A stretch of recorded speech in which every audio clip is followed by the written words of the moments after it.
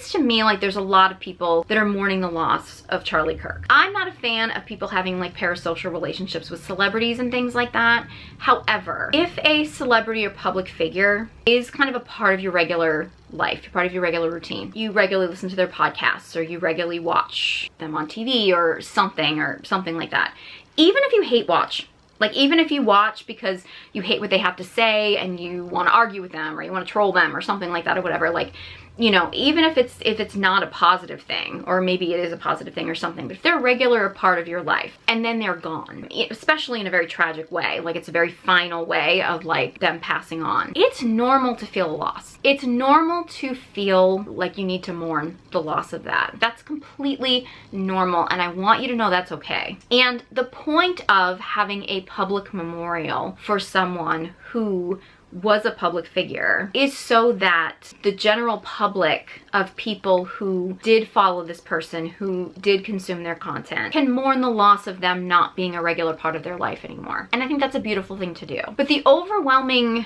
message that I've been seeing from people online is that a lot of people, Charlie Kirk was a part of their life, a lot of people that felt like they needed to mourn the loss of Charlie Kirk, watched the memorial service and didn't come away from it feeling like they had mourned the loss.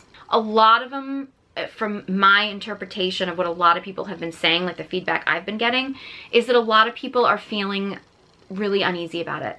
A lot of them are feeling like the way that this memorial was handled, the way that Erika Kirk is acting, the way that the government is acting, the way that a lot of people around this are acting is feeling very suspicious. Things are feeling very off, and they're feeling guilt for feeling that way. And I think that that's inhibiting people to properly mourn and grieve the loss of this public figure that they felt like was part of their life. I don't know if this will help at all, but if it does, and I hope it does, then I would like to just give you permission to grieve. I still think it's a good idea to listen to your discernment, listen to your intuition. If things are off, they probably are off. But it's also valid to maybe put a pin in that for a second and just let yourself grieve.